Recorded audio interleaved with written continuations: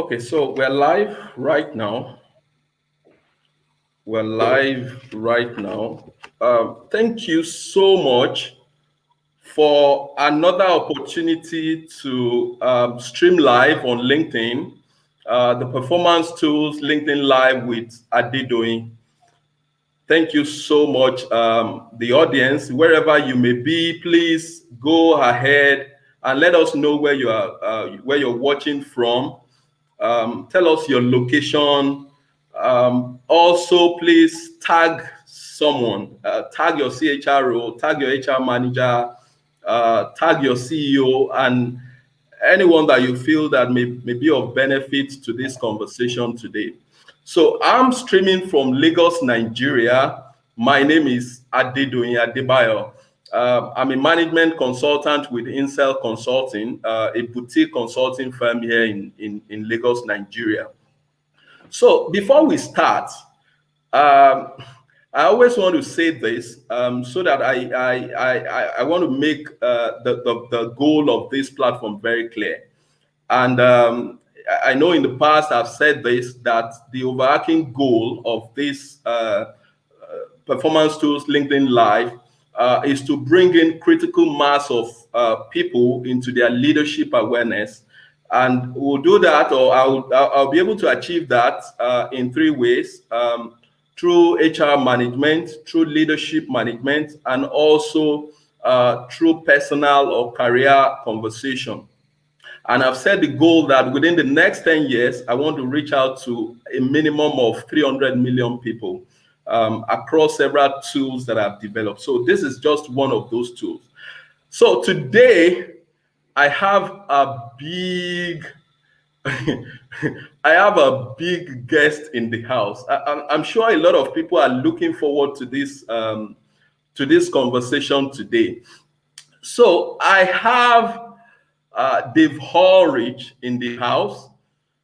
Dave Ulrich is the co-founder and partner the RBL Group, and is also a professor of business administration at Ross School of Business, University of Michigan. I know that Prof will, it's in a better position to introduce himself, before we start this conversation. So for us to take a deep dive into this conversation today, so Prof Dave Ulrich, please, over to you. Kindly introduce yourself to our audience, then we can start the conversation from there. Well, Adedoyin, thank you for the privilege of letting me join you. And to those on LinkedIn, wherever you are, I look forward to the conversation. As Adedoyin said, professionally, I'm a professor at the Ross School of Business at the University of Michigan. I'm a partner in the RBL Group. But more important, welcome to my office. You get to see where I live and where I work. This is my office, and you get to see on this shoulder my family. I am the father of 3 children and 10 grandchildren. So Those are probably the most important things. Thank you so much for letting me join you.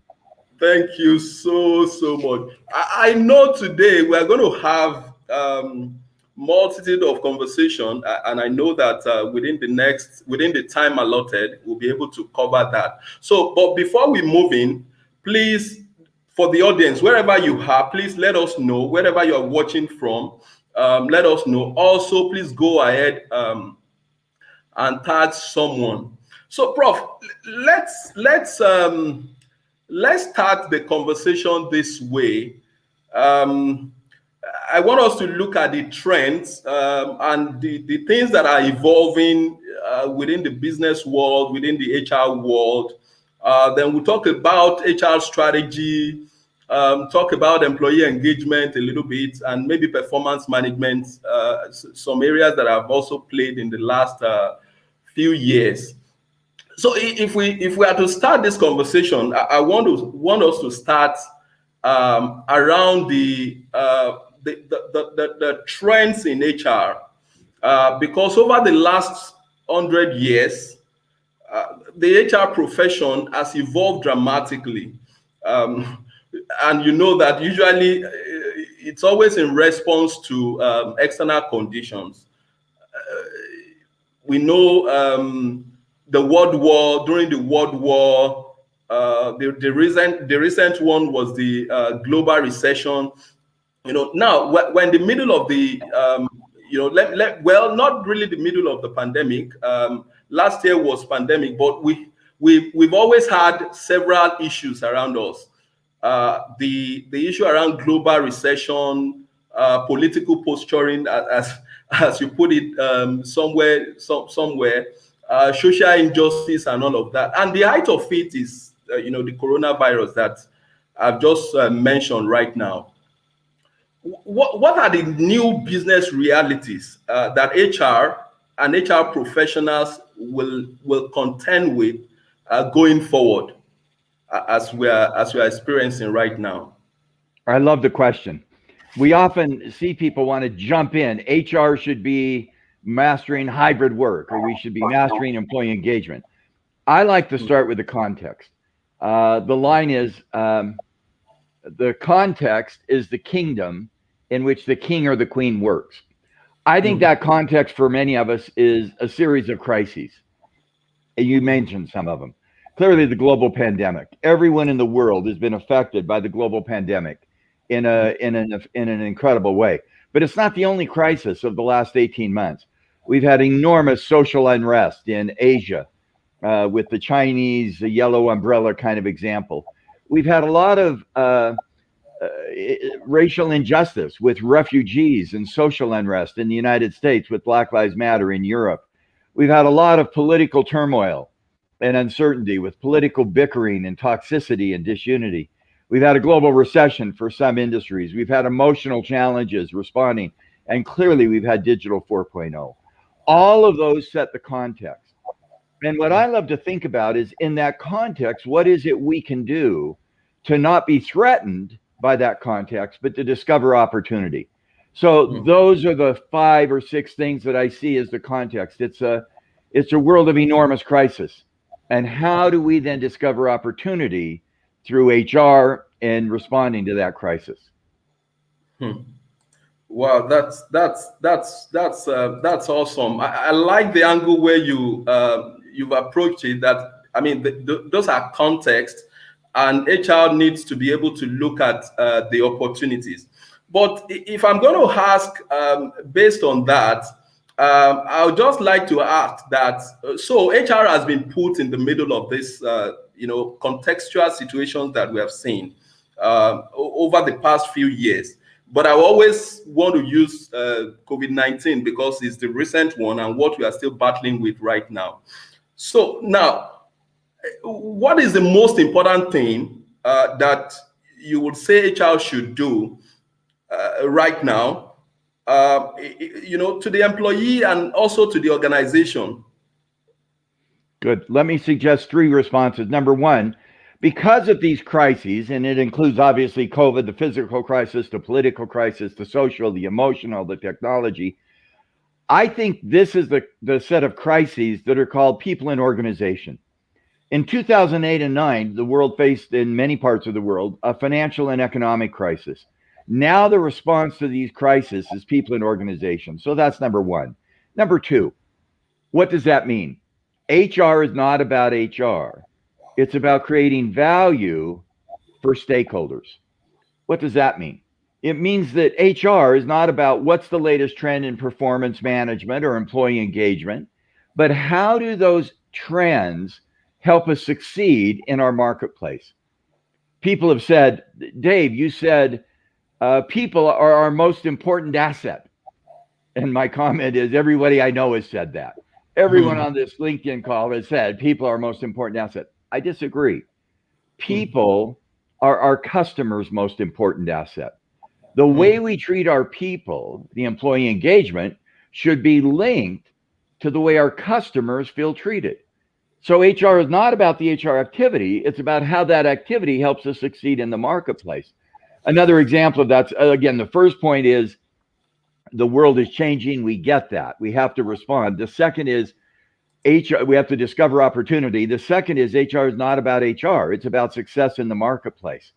And I'll give an example. I like to start workshops with a question. What's the most important thing that we in HR can give an employee? Great question.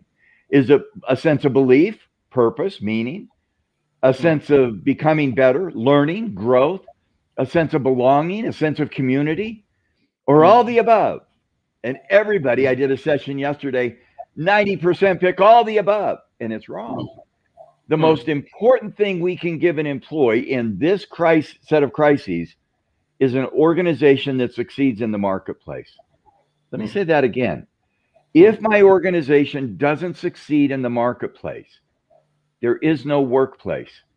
And so everything I do inside the organization should be designed to help us succeed in the marketplace outside the organization. So number one, discover opportunity in crisis. Number two, HR is not about HR. Number three, and then I'll stop because this is a long answer. What is it we uniquely contribute? Finance contributes economic value. Marketing contributes market customer trends. Systems contributes technology. I believe we contribute three things. Great. And you're going to see me do this till you're sick of it. My fingers represent people, great talent. Here's my fingers. My fist represents the organization, people coming together, and the combination represents leadership. So I believe in HR.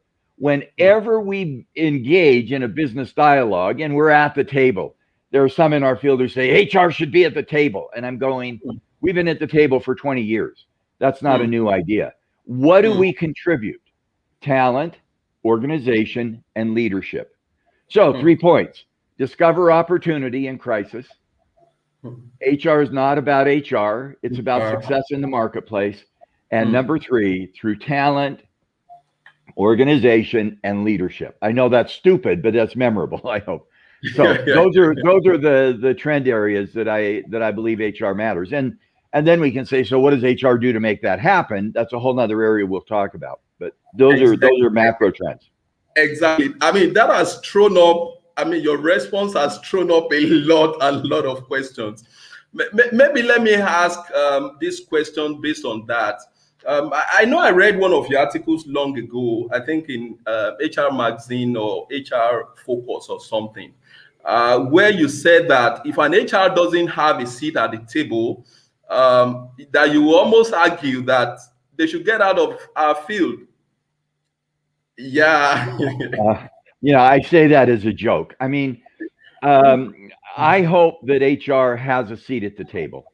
There were so many hundreds and thousands of great HR professionals and dozens of thought leaders in the 90s and 2000s who said HR makes a difference. And the research was amazing by people like John Boudreau and Mark Husted and Peter Capelli and Ed Lawler and Jeff Pfeffer and Linda Grattan that showed the relevance of HR. I see some people in our field saying HR should be at the table with business leaders. And I'm going, no, we're there. We're there. The question is, what do we do now that we're there? What is it we uniquely contribute? And for me, the point is we help discover opportunity in the marketplace. We focus outside in. That was the second point. We focus on how HR helps us succeed with customers, with communities, with investors. And number three, you're going to be so tired of this, talent, organization, and leadership. I find that logic compelling because it moves us away from saying HR should play a more strategic role. Yeah, that's true. What do we do to make that happen? And how do we move forward in delivering value to the organization? Great. Thank you so much. My question is more like a rider to that, because I'm trying to let us talk about the reality, some of the things that people face.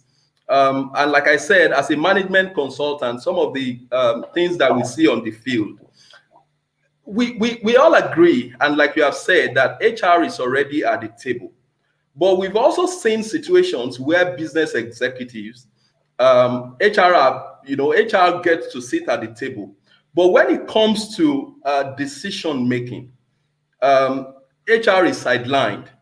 Or most of the time, when HR makes a proposal, it doesn't get accepted by the business executive.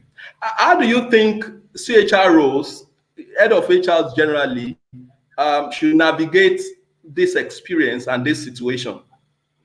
Let me, by the way, it's a great question. And the first part of the response is there are some business leaders who simply don't accept people as a critical advantage. Exactly. And what I kind of find in almost any situation is 20, 60, 20.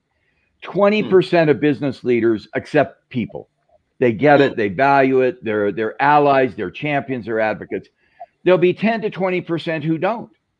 And they won't. I remember once reading an article, it was around Christmas time, and question one was in the article reporting, are you a believing Christian? And again, it doesn't matter what faith you are to get the point. And people said, yes. Question two, do you believe that Jesus Christ lived on the earth? And 20% said no. And I'm going, I don't understand. You're a Christian, but you don't believe Jesus lived on the earth. You know, that doesn't make any sense. That doesn't make any sense at all. And there's almost always going to be a percent of people who are going to be naysayers. And you know what? In any change, in any movement, you're going to have some people who are just there. I think sometimes in HR, we try to, using the religious metaphor, convert that bottom 20%. My experience now is leave them alone. Leave them alone. They're not going to get there. I don't know why they're there. It could be their history, their heritage. I love to focus on the middle 60%. How do we help them appreciate HR's contribution? Now, the second piece, and let me get very concrete with your great question. When HR goes to a business meeting, I think there's a tendency to talk about our knowledge. Here's how to do performance appraisal. We should not use forms, or here's how we should do employee engagement. I believe that's not where you start. If I'm an HR person meeting with a business leader and his or her team, I start with a question. What are the outcomes you care about? What are the goals on your scorecard? What are the things that matter to you with your business strategy, with your customers, with your investors, with your community reputation? Then our job, Dick Beatty, a mentor of mine, taught me and still teaches me, the HR scorecard is the business scorecard. My job in HR is to help you make your outcome happen. I'll give two examples. We're doing work with the healthcare system. The outcome they care about is patient satisfaction. Did the patient have a good experience in the healthcare system? So when you meet with a senior executive and her team, you say, would you like us in HR to help you improve patient satisfaction? Yeah, of course. If you can help me improve patient satisfaction, I'm delighted. How can I do that? Now, listen to me again. I'm going to do this till you're sick of it. We'll help you get better people, organization, and leadership. We will help you get your goals. Second example, a number of months ago, somebody met with me for lunch, and they said, look at our new digital app. We have a phone that will measure employee engagement. We can take a picture, we can track, we can visual. We have a great way to measure engagement. It's the best way ever to measure employee engagement. And they went on for about 20 minutes about the incredible methodology for tracking and measuring engagement. And when they were done, they said, would you like to partner with us? And I looked at them and I said, why? And they said, because the tool is so good. And I said, why should I care? Because we measure engagement well. It's a mobile tool. We can get a device. Look at the graphics. And I said, why do I care? And they said, what are you talking about? And I said, when I sit with a business leader, they are not as excited about the latest engagement tool as they are customer experience, financial performance, investor confidence, strategic realignment. Don't start your discussion with the HR activity. Start your discussion with the value that that activity creates. So when I meet with a business leader, I go, how important is it for you to get employee engagement higher? And the leader says, I think quite high. And then I say, do you realize that employee engagement is correlated with customer engagement? that there's a 0.6 to 0.8 correlation, that if you get more engaged employees or a better employee experience, as it's often called today, you will have a higher customer experience.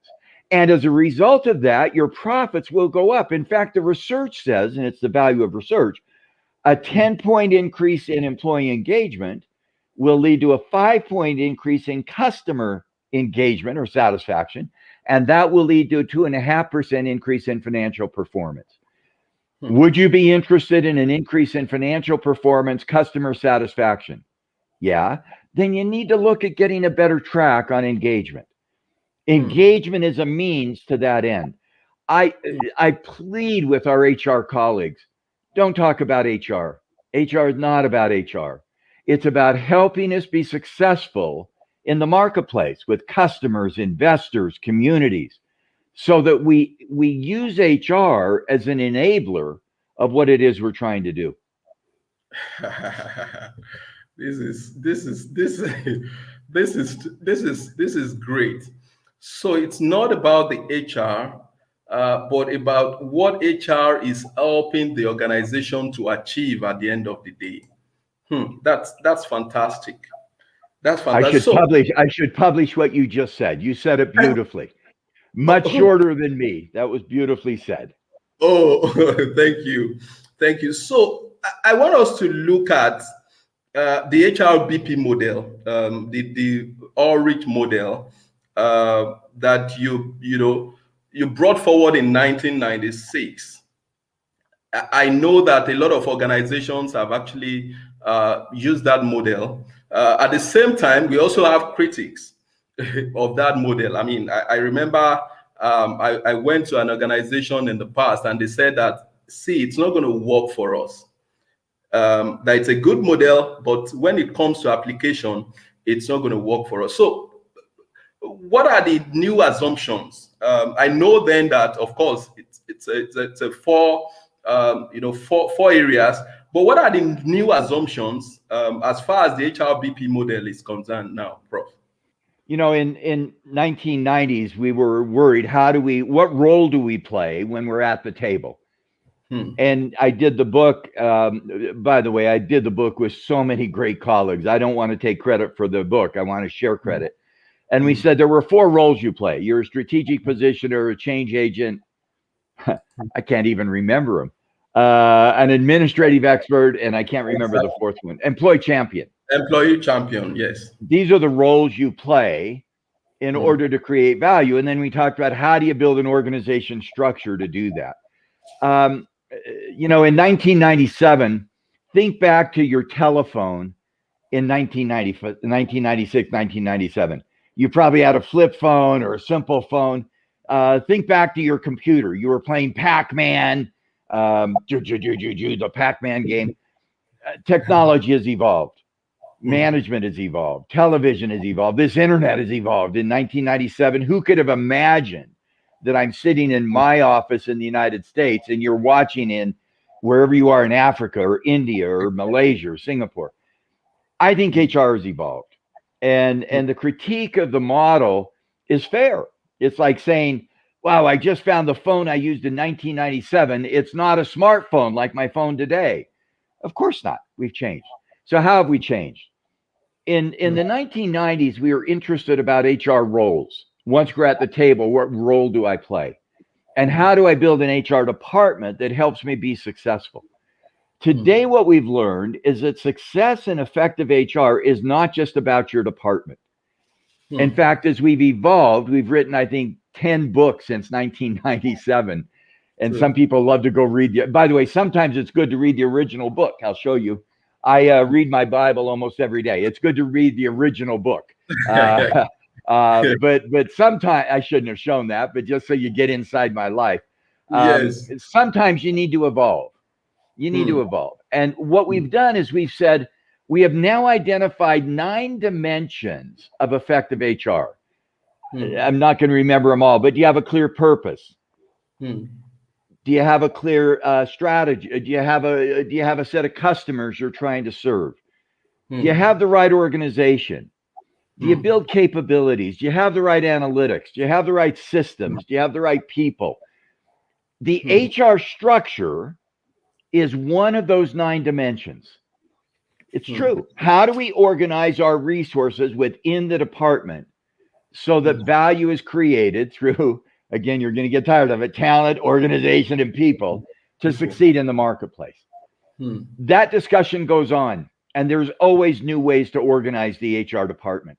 But how do we inside the HR department take our specialists with deep expertise in staffing, in training, in compensation, in org design, in change, and link them with generalists who sit inside a business unit, and it could be a business unit, a function, a geography, so that they come together at that business table to deliver talent, leadership, and organization. That's number 4 in our 9 criteria.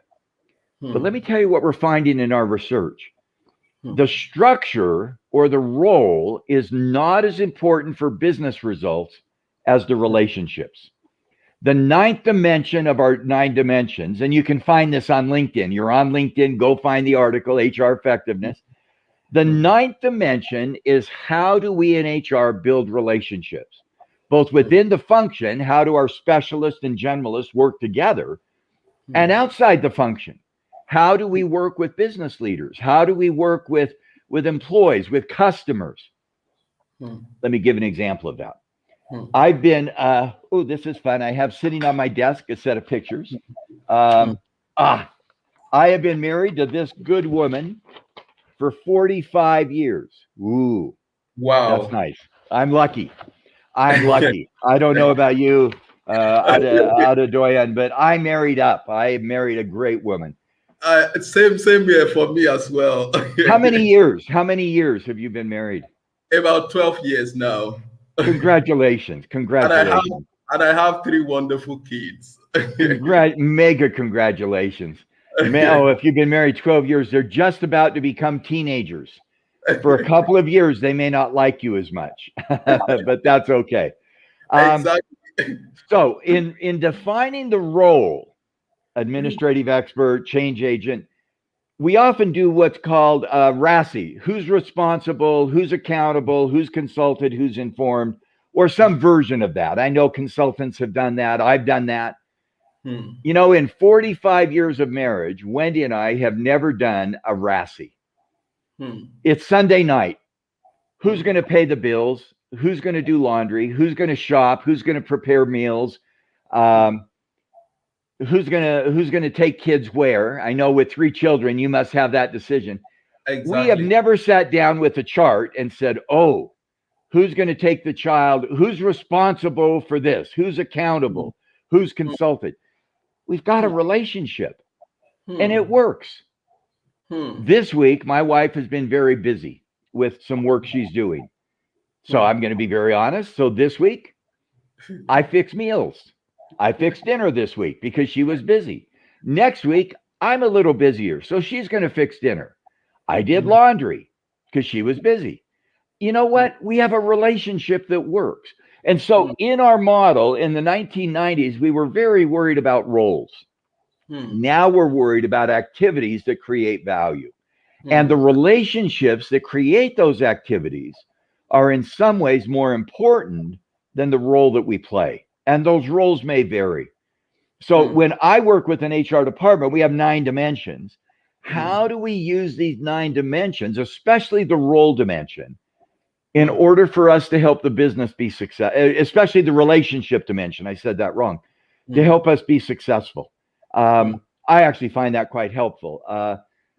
You know, with our children, and our children are grown with grandchildren, I say, oh, my role as a father is to tell you what to do. No, my job as a father is to build a relationship with you so that you know that I care, so that you know that I want you to be successful. And when we can build those relationships, we then are much more successful. So that's the evolution of the idea. The roles still matter. No question. You have specialists and generalists that have to work together, but the relationships matter even more. Yeah, good, Prof. But in most of the situation, what we see in some organization is either the department is decentralized or compartmentalized. How do we align this with the relationship that you are talking about now?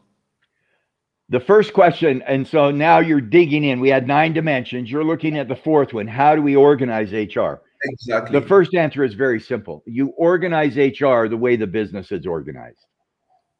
If I'm in a business that's centralized, and it could be a small business or a big business. For example, in Nigeria, I'm a government ministry. I'm the department, the military. The military is generally pretty centralized with a span of control, with hierarchy. You organize HR in a hierarchical way because HR should match the business. In the private sector, big company, McDonald's. To be honest, McDonald's is basically, if I were in Nigeria going to a McDonald's, it would look and feel like a McDonald's in Argentina or a McDonald's in Hong Kong or a McDonald's down the street. You know what? McDonald's has a pretty hierarchical and structured HR department. We adapt ideas to Nigeria. We adapt ideas to Singapore, Argentina. But you organize the business, the HR, the way the business is organized. In India, a company called Tata is a holding company. Tata Consulting Services is part. They have steel. They have automobiles. They have a whole portfolio of products. Guess what? You decentralize HR because it's a holding company. You match HR to the structure of the business. So when people say every business should have centers of expertise, wrong. Some businesses that are hierarchically driven should not have adapted centers of expertise. They should have staff specialists who define what happens across the business. Now, here's the dilemma. We have found that about 20% of businesses tend to be centralized. Often smaller businesses, businesses in government like the military or education, and you should centralize HR. 10% of businesses tend to be completely holding companies like Tata or Berkshire Hathaway in the United States or Virgin in the UK. About 70% of businesses are multi-divisional firms. They're both centralized and decentralized. So they centralize some operations, finance, and they decentralize to the customer-facing activities. Well, guess what? In those businesses, you probably need centers of expertise that adapt their knowledge to the business idea, to the unique business requirements. So the takeaway is match your HR function to the business and the nature of the business. I remember reading one article. They said, we don't like Dave. And by the way, I get my name on it, which bothers me. It's not me. It's a set of people. But the Dave Ulrich 3-legged stool doesn't work for us. And I thought, I want to learn. I want to find out how to improve. That is, by the way, I have 2 major passions outside of my family. I have 2 professional passions. One is to learn, and the other is to create value for others. So I said, what can I learn? And so I looked at their study. They studied government agencies, and they studied companies under 500 people. And I go, of course, the center of expertise doesn't work because that's not the nature of the business. Government agencies tend to be single businesses. Under 500 people, you've probably only got 3 to 5 HR people in the whole organization. You don't create a center of expertise. That makes no sense. And so, by the way, what I learned from that is I need to do a better job communicating what I just shared with you. The HR structure should match the business structure. Wow, that's great. I mean, that's a new learning for me too. HR structure should match the business structure. So I want us to talk about or talk around automation and HR. I remember reading an article in the HR magazine as well that the robots are coming. I mean, there was also a KPMG report that found that virtually all HR functions can be fully or partially automated. We're looking at payroll services, vendor management, talent acquisition, and a whole lot of that, even learning and development. So what would you say about this, most especially for new people coming into HR who probably want to do the HR generalist function now before they specialize. What advice would you give in this regard? First of all, I have to show, I just found a big bug in my office. So I am going to get, this shows you that this is a live session. There's a bug I'm going to throw away. I know you have no bugs in Nigeria. Right, so, no, I no bug in Nigeria. In the last 3 months, I have spent a lot of time with machine learning and artificial intelligence. And here's some of what I've discovered. The technology is clearly coming, and technology enables digitization. If your task in HR is routine and standard, very likely it's going to be replaced by automation. But automation cannot yet replace human thinking. And so what we need to do is we need to couple the technology with the capacity of people. Let me give an example. A search. A company needs to hire somebody.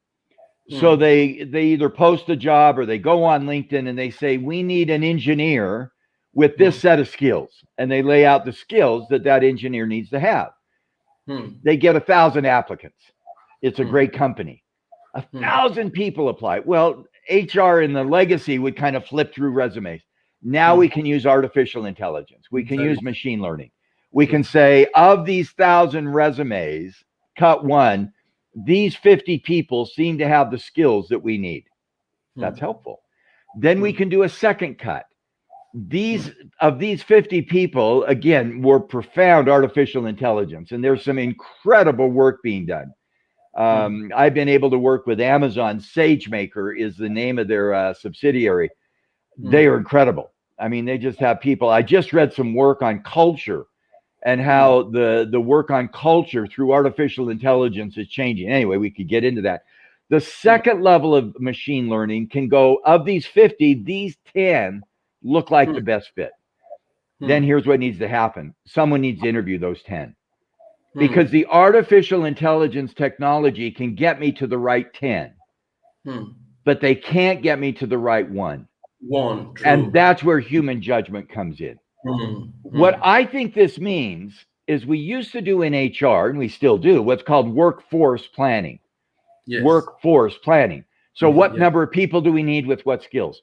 I think we need to shift that from workforce to work task. And so we say, given the strategy of the company, we want to become customer centric. Instead of focusing on a product, we focus on a customer. We want to do business in a new country. We want to move from Nigeria to Mauritius. We want to do business elsewhere. What are the tasks that need to be done to make that happen? We need to explore A, B, C, D. Here's the task. Then you have, by the way, think of those as columns. Here's the tasks that need to be done. Then the question is, how could we do those tasks? Column one, do we hire someone full-time? Or row one? Row two, do we hire someone part-time? There's a huge movement about part-time workers, advisors, consultants, whatever form. I would add now row three. Could that task be done through technology? Often, many of those columns or tasks could be done better through technology. We need to find an office building in Mauritius. You know what? Technology would help us define an office building. Of all the open commercial spaces in Mauritius, here's our criteria: location, size, cost. Put them into an equation, run an algorithm, and literally within a matter of minutes, we would know every office location in Mauritius that meets our criteria. We don't need to send someone to Mauritius to check out 50 office locations, but we'll get the top 4 or 5. Then we can use somebody either part-time or full-time to find out which of those work. So instead of workforce, we do work task. And the task often can be done through technology. So here's the takeaway. If you in HR are doing a relatively routine task, benefits administration, compensation payroll, it's going to be automated. It's going to be automated. It's going to be automated. It's inevitable.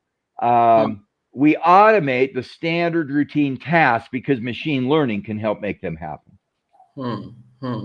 So at the same time, I want us to look at this before we move on to the next conversation.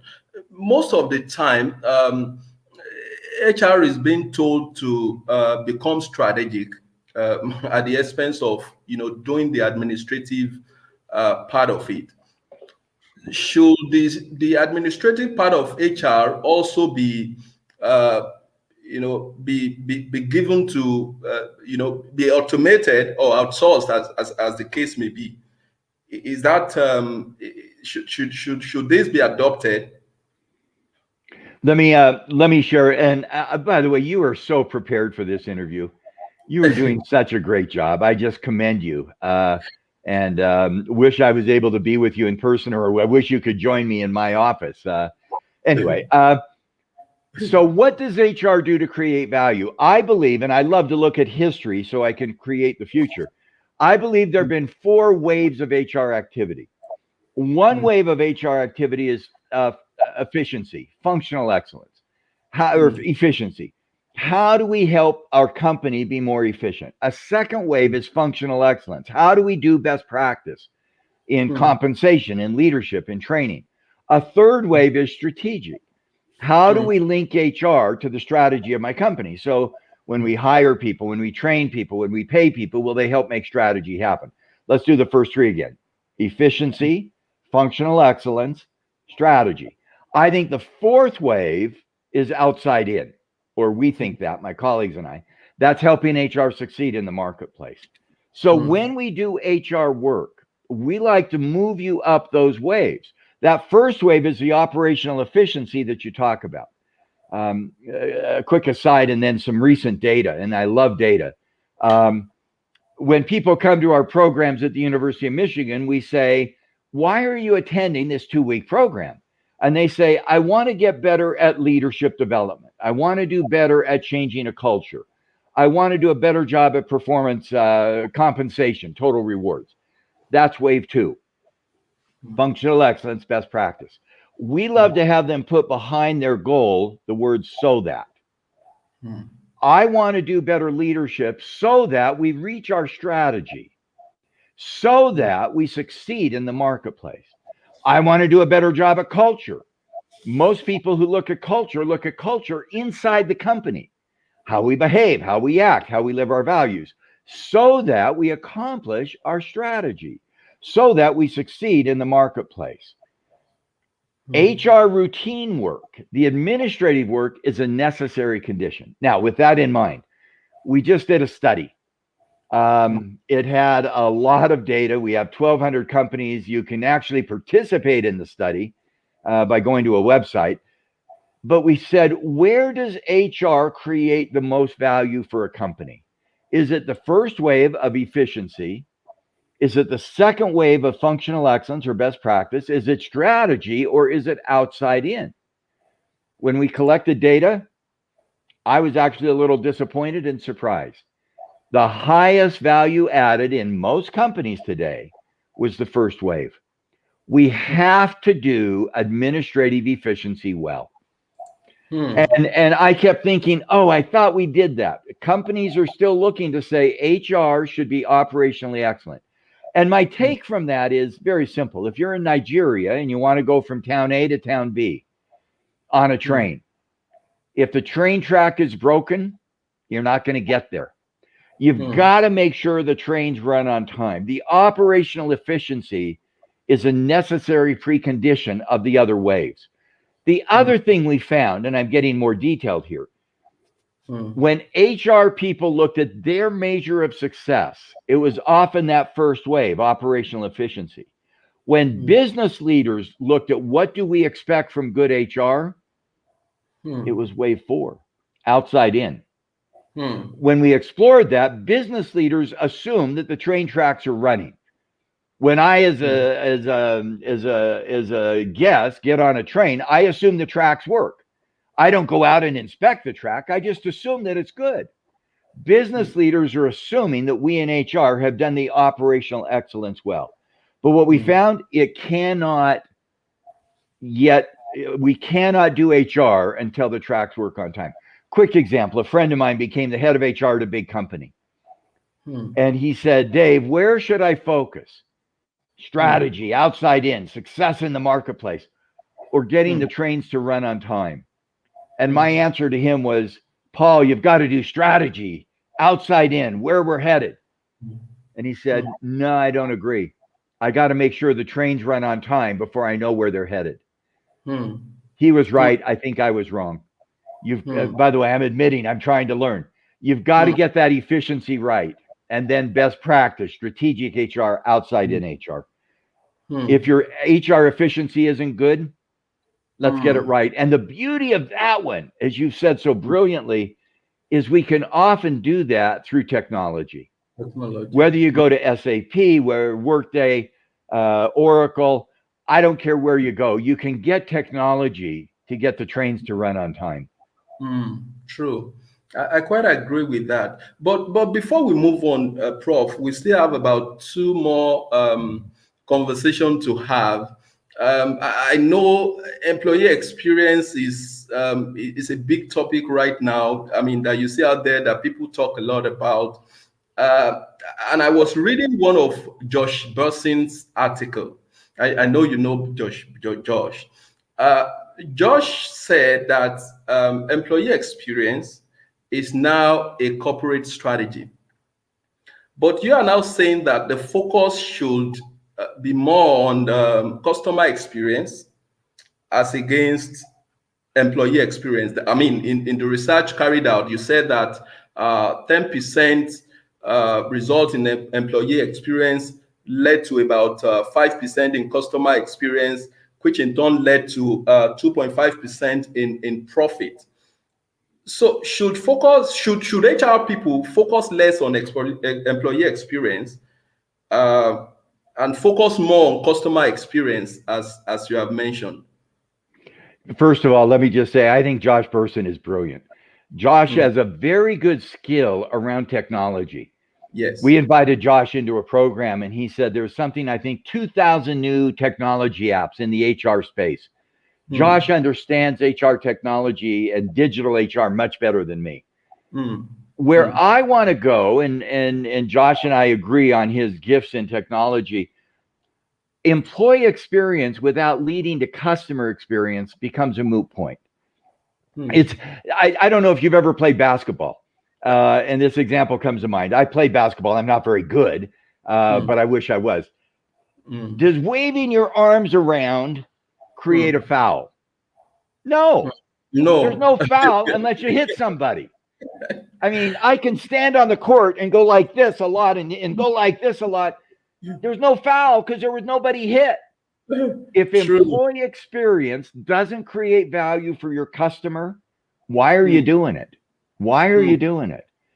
And I believe that it's a false question to separate the two. Let me give an example. About a year and a half ago, a group of CEOs called the Business Roundtable, CEOs of big companies around the world, put out a proclamation that got a lot of attention. It said, profits and purpose, profits and people. Everybody got excited. Wow, people, purpose are part of profits. I made a critique. I think there was the wrong word in that sentence. Profits through people. Profits through purpose. You don't do profit Monday, Wednesday, and Friday, and people and purpose Tuesday, Thursday, and Saturday. You connect the two. So one of my frustrations in the employee experience field is when employee experience became a hot topic a couple of years ago, I read a bunch of books and articles, and I was looking, how many of these books and articles connected employee experience to strategy, to customer, to investor, to community? Almost none. I think you're creating an event, not a new pattern. If employee experience doesn't link to a better strategy, a better customer, a better investor, a better community, it's going to be a standalone event. I did employee experience. I did an employee survey. I did employee experience. I did a town hall meeting. I did an employee experience. I asked an employee what they felt.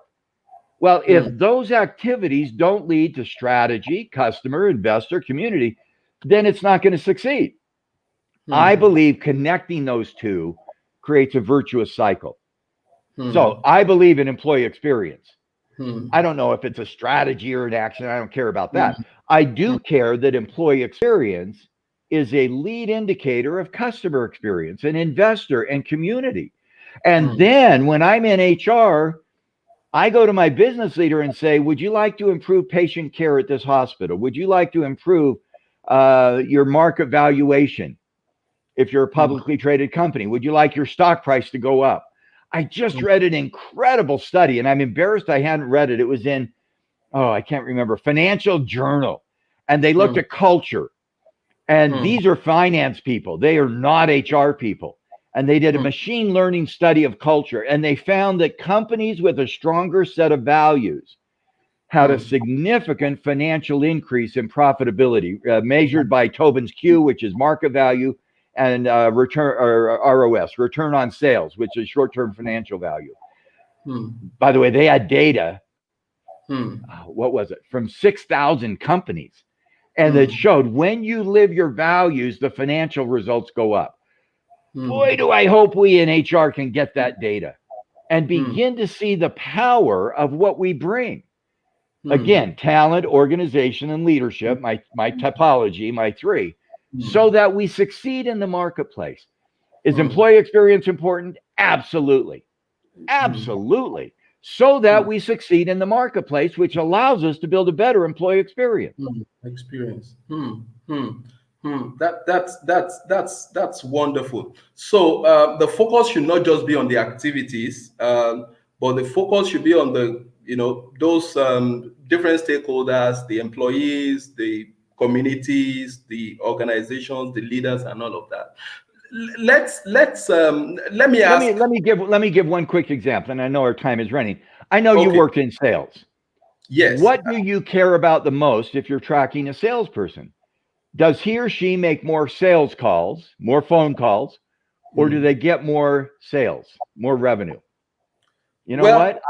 You got to do both, Hmm. but I Hmm. don't care how many calls you did.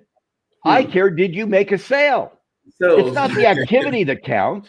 You know, like Hmm. throwing my arms around in basketball. I didn't create a foul till something happened. Hmm. The Hmm. same in sales. It isn't Hmm. just the making a phone call. Were Hmm. you able to turn the phone call into a sale? And To that's what say. HR should be about. So, so I mean, we should play less on those activities that we do. The critical thing is the result that we get at the end of the day. So let me ask you. I mean, I don't want this question to pass by, because it's one area that I have been researching over the years. That's performance management. And I have seen that in most organizations, performance management does not work. I mean, maybe due to implementation and the design. But let me ask about the notion out there, and I know that you probably might have read about the work of David Rock, um, neuroscience in leadership in performance management, and is one of the proponents that kill performance ratings and rankings, as it were. So, what would you say about this? Well, Should first of all, I so admire David Rock. mm, What David has brought into the field is the science of neurology. And exactly and he talks about SCAR, status, the certainty, scarf ambiguity, and fairness. exactly, yeah. And I encourage people to read his work. In the Mm, performance management space, the debate is not about performance rankings or not. mm, Here's what I think we've learned in performance management. mm, Traditionally, there are 3 steps in performance management, and I love to simplify things. Number mm, 1, what's expected? mm, Standard goals. mm, Number 2, how do we know if you met them? What are the measures, behaviors, outcomes, individual, team, long term, mm, short term? So, mm, what's the expectation? How do you know? And number 3, what's the consequence? So, mm, standards, behaviors, consequences. Consequences. If you meet a standard, does a good thing happen, financial or non financial, or a bad thing? mm, Those are the 3 steps we usually have. And you mm, debate, should our behaviors, should our measures be rating or ranking, and how do we do it? Here's what mm, we've discovered.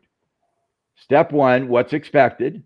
What are we mm, trying to accomplish? What's our strategy to product, mm, to customer satisfaction? Step 2, How do we know you did that? Your behavior, your outcome, your rating, your ranking. Number 3, when you do that, you get a benefit. You have a consequence, positive or negative.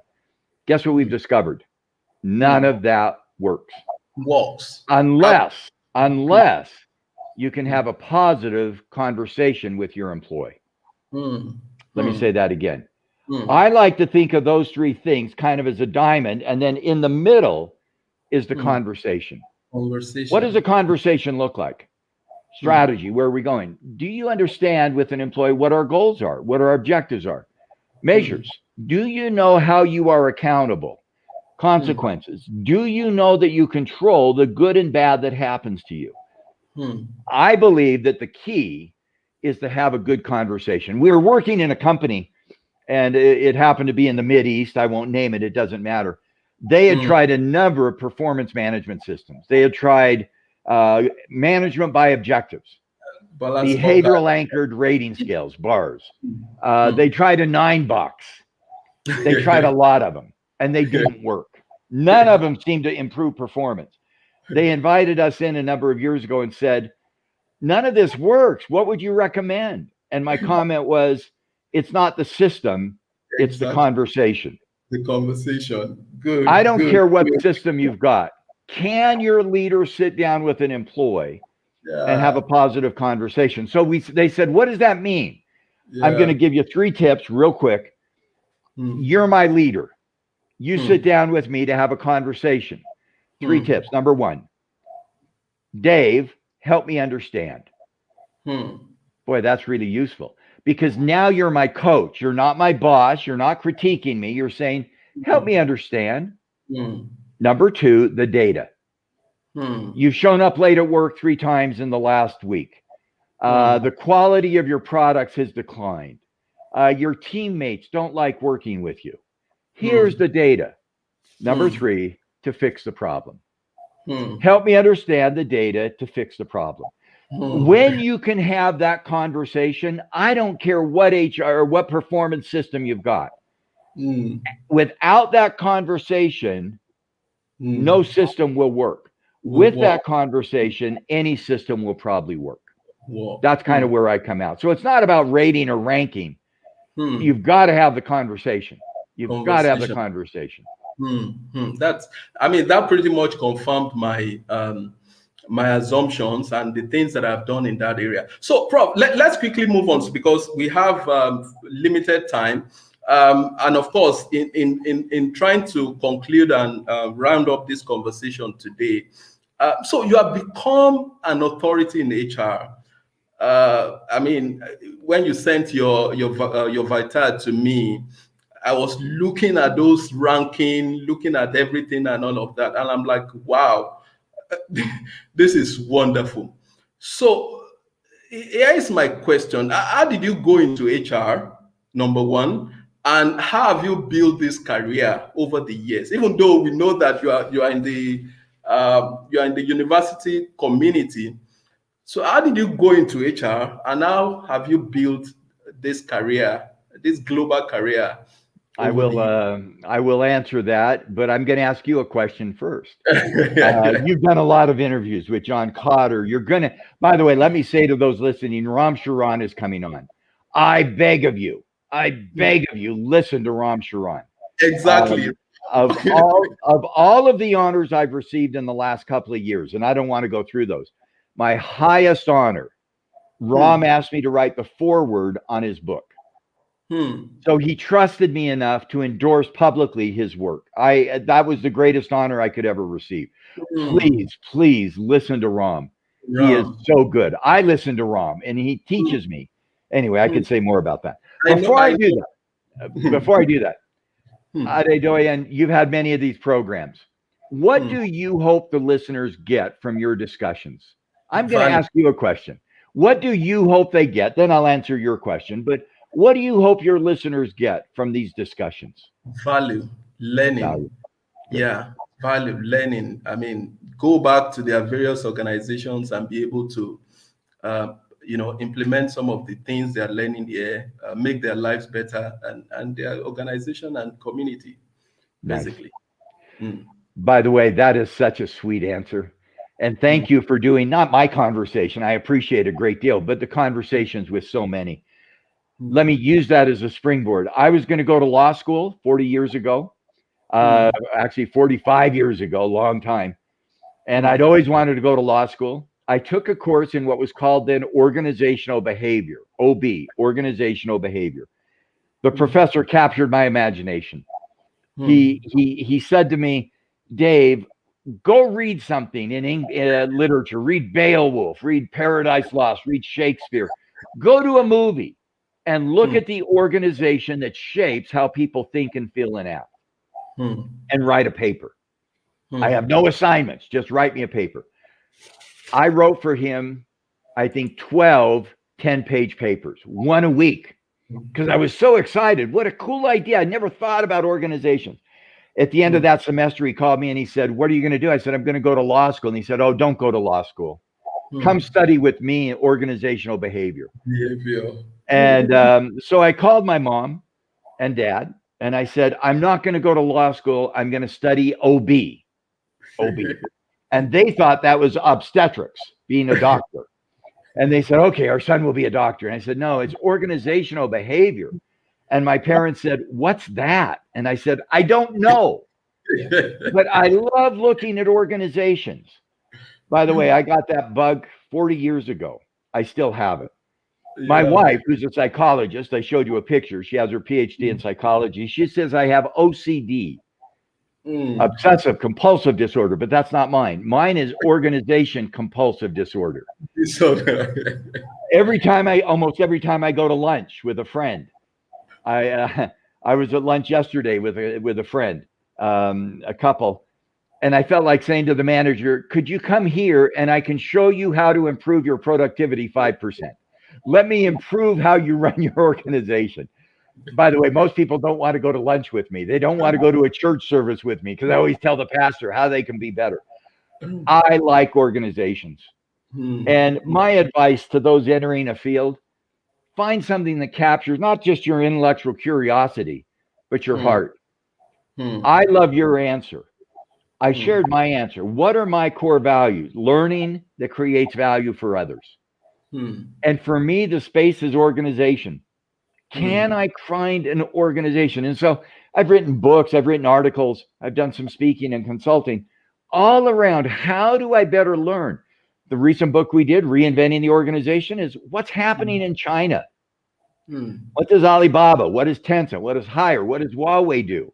That gives them an organization that helps them be so successful. So we studied it. What do HR professionals need to know? What are their competencies? So we studied it. And that's what my passion is. And my counsel to those entering a career, find that combination of intellectual curiosity and emotional passion. It could be finance. It could be technology. For me, it's organization. It's organization. Wow, that's great. So on a final note, what advice would you like to give to business leaders, executives generally, because they have a part to play in all this conversation? Yes. You know, one of the great lessons that's driven my thinking for decades is values defined by the receiver more than the giver. When I give my wife a gift, she defines the value of the gift. Business leader, what you do matters less than how others respond to what you do. So as a business leader or an HR leader, it's not the activity that you do, it's what others receive because of that activity. Think through that outcome. What's the value I'm trying to create for someone else? And I think if we get that value from the outside in, we're likely to be more successful. I coached a business leader, head of finance, big company, and I collected data from a whole bunch of people. And I went back and I said, one of the pieces of feedback is you don't listen very well. And he interrupted me. And he said, I listen fine. And I said, you're not listening to me now. I said, what does listening mean? And by the way, he's got 20 IQ points. He's so much smarter than me. He said, listening means that I understand what you're telling me. So when somebody comes to meet with me, I know who they are, I know the context, and 20 to 30% of the way into the conversation, I start looking at my text, I start listening, and doing other things because I know what they're going to say. And I looked at him with a little smile and I said, "You're wrong. Listening is not that you understand, it's that the other person feels understood." And he said, "I don't understand." And I said, "I know. That's why I'm coaching you." Listening is not that you understand, it's that the other person feels understood. Value is defined by the receiver, not the giver. Business leaders, what are people receiving because of what it is we do? I beg of you, if you can think that through, it's so cool. Somebody says, "I just got a new job. I'm going to become a teacher. I'm going to become a consultant." My comment is, aren't your students going to be lucky? Because the success of a teacher is not that you teach, it's that the students are blessed to have you as their teacher. And so always think about the next step. What's the value you're creating for someone else? Again, thank you. I've just really enjoyed this discussion. The time has gone quickly for me. Exactly. I hope it's been helpful for you. Thank you. I've got notes from your comments, so thank you. I've made my page. I got your name down, so I say it right. I've got. I've made my own here too. Thank you so much, Prof. Thank you so much for your time. I really appreciate you. So I'll send you a mail later. Thank you so much. Thank you so much. This is the end of the conversation. Then we can keep the conversation ongoing. Thank you so much, Prof. I appreciate you. Thank you. Yeah, bye.